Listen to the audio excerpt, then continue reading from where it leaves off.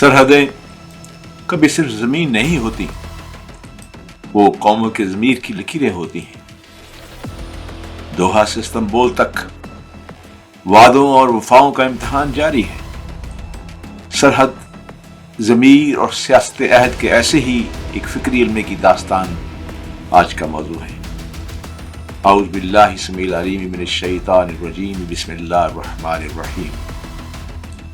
دوستو، بھائیو اور بہنوں، تاریخ کے سفر میں کچھ سرحدیں صرف زمین نہیں ہوتی، وہ قوموں کے ضمیر کے آئینے ہوتی ہیں۔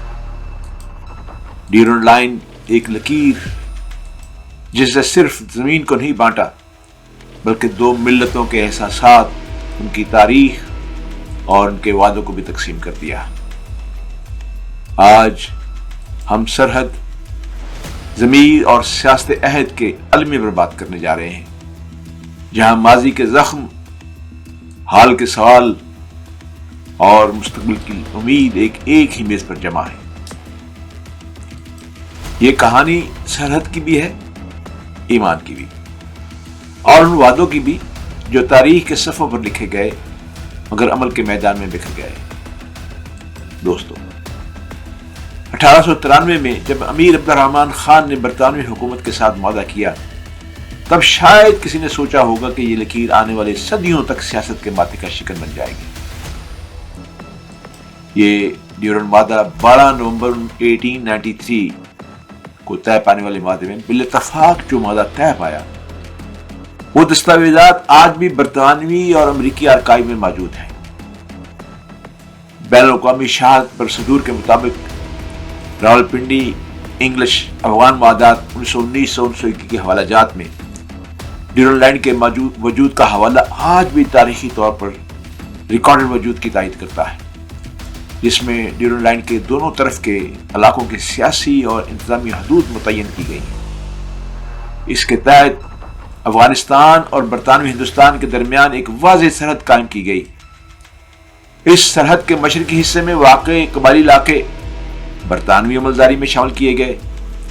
پھر افغانستان نے تسلیم کیا کہ خطے کے مشرق میں واقع قبائلی علاقے برطانوی عملداری میں آئیں گے۔ پھر معاہدے کو مستقل سرحد کے طور پر تسلیم کیا گیا۔ امیر عبد الرحمن خان کو برطانیہ کی جانب سے مالی امداد میں اضافہ کر دیا گیا اور ان کی سیاسی حمایت بھی کی گئی۔ مگر اصل المیہ اس وقت شروع ہوا جب مذہب اور سیاست کے بیچ ضمیر دبنے لگا اور جب طالبان نے پہلی بار پاکستان پر لشکر کشی کی۔ تو تاریخ نے خاموشی سے یہ نوٹ لکھا، یہ صرف ایک جغرافیائی جھڑپ نہیں، یہ وعدوں کے انحراف کا لمحہ ہے۔ دوحہ کی نشست، یہاں اسلامی اخوت کا پرچم تلے بیٹھنے والے اپنی اپنی ترجیحات کے اسیر ہو گئے۔ ترکی کی ثالثی، قطر کی میزبانی اور استنبول میں ہونے والی اگلی ملاقات سب اس بات کے گواہ ہیں کہ امت کے فیصلے اب صرف میدانوں میں نہیں، مذاکرات کی میز پر ہونے چاہیے۔ دوحہ کی محفل، جہاں وعدے اور مفادات ایک ہی میز پر بیٹھے تھے، طالبان کے لہجے میں بلندی تھی، تلخی تھی، مگر دلیل میں کمزوری۔ پاکستان کے جواب میں وقار اور صبر کا وزن تھا۔ ایک لمحے کو تو لگا جس تاریخ خود خاموشی سے تماشا دیکھ رہی ہو۔ ماضی کے وعدے، حال کے تضادات اور مستقبل کی آزمائش سب ایک ہی لمحے میں جمع ہو گئے۔ طالبان نے ایک طرف دوستی کے نغمے گائے، دوسرے پاکستان کے خلاف خاموشی اور پاکستان کے عزیز دشمن مودی کی سازش کو ہتھیار بنا لیا۔ تاریخ نے ایک بار پھر سے پوچھا، سیاست، ایمان اور دوگلے وعدے، پاکستان کے خلاف وسیع پیمانے پر مودی نے لاتعداد ڈرونز اور اینٹی ایئر میزائل فراہم کرنے کی یقین دہانی، اور ہم پر یہ الزام ہے کہ ہم امریکہ کے تابع ہیں۔ لیکن آپ بھی تو بتائیں کہ آپ کا ضمیر کس کے تابع ہے؟ وہی قطر جہاں امریکہ کا سب سے بڑا فضائی اڈہ العدید ہے، جہاں سے افغانستان پر سینکڑوں فضائی حملے کیے گئے۔ وہی دوحہ جہاں طالبان کے دفاتر ہیں، وہی دوحہ جہاں امریکی اور نیٹو افواج کے انخلاء کا معاہدہ ہوا، وہی معاہدہ جس میں پاکستان نے ایک تاریخی کردار ادا کیا اور افغان طالبان نے اسے گراں قدر احسان سے تشبیہ دی۔ مگر اب پاکستان پر امریکہ نوازی کا الزام. لیکن دوحہ قطر کو کیا کہیں گے آپ؟ ایمان کے نام پر سیاست کی یہ بساط کب تک چلے گی؟ پھر کیا یاد نہیں کہ نیٹو کی افغانستان کی افواج میں ترکی کے فوجی بھی شامل تھے؟ لیکن اس کی ساتھی پر تو کوئی اعتراض نہیں آپ کو. اب ایک مرتبہ پھر استنبول ترکی میں اگلے مذاکرات کی میزبانی کو قبول کر لیا گیا. اردگان کے متعلق ایک بھی لفظ کہنے کی جرات نہیں. کچھ تم ہی کہو کہ یہ انداز گفتگو کیا ہے؟ ملا عمر رحم اللہ کے الفاظ آج بھی افغان فضاؤں میں گونجتے ہیں. مجھے یاد پڑتا ہے ملا عمر کا وہ جملہ کہ میرے پاکستانی بھائیوں، جہاں تمہارا پسینہ گرے گا وہاں ہمارا لہو گرے گا. اور میں کوئی کشمیری ہوں. کشمیر کے بارے میں ملا عمر نے کیا فرمایا تھا؟ وہ کہا تھا کشمیر ہمارے وجود کا حصہ ہے.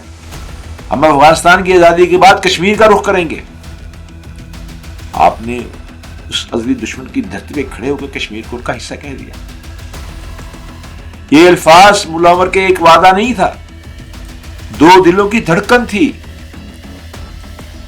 مگر آج انہی الفاظ کا مفہوم کہیں کھو گیا ہے. آج انہی وعدوں کی خاک میں کتنی خاموشیاں دفن ہو گئی ہیں.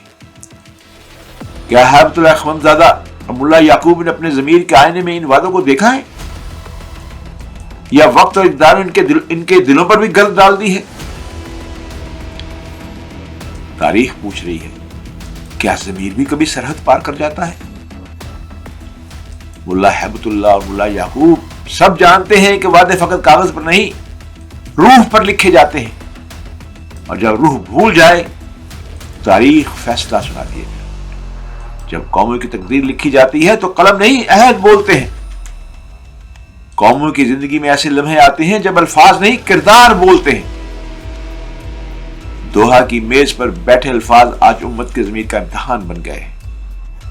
دوحہ کا معاہدہ، استنبول کی اگلی نشست، سب ایک امتحان ہے. اتحاد کا، صداقت کا، وعدے کی پاسداری کا. امت کا مستقبل انہی فیصلوں سے جڑا ہوا ہے. یاد رکھیں، تاریخ کی عدالت میں وعدے زندہ رہتے ہیں، ضمیر گواہی دیتا ہے اور وقت فیصلہ سناتا ہے. دوحہ کی کہانی ختم نہیں ہوئی. یہ تو امت کے مستقبل کا پہلا باب ہے. ہمیں یاد رکھنا ہوگا کہ جب امت اپنے وعدوں پر قائم رہتی ہے نا تو اللہ اس کے عمل میں برکت دیتا ہے. اور جب وہ وعدے سے روگردانی کرتی ہے تو تاریخ اس کے قدموں کے نیچے سے زمین کھینچ لیتی ہے. یہ وقت ہے صداقت کی روشنی پھیلانے کا، منافقت کے اندھیروں سے نکلنے کا. یہی دوحہ کا پیغام ہے، یہی امت کی امید ہے. وقت کا دریچہ کھل چکا ہے، فیصلہ ضمیر کو کرنا ہے. وما علینا الا البلاغ.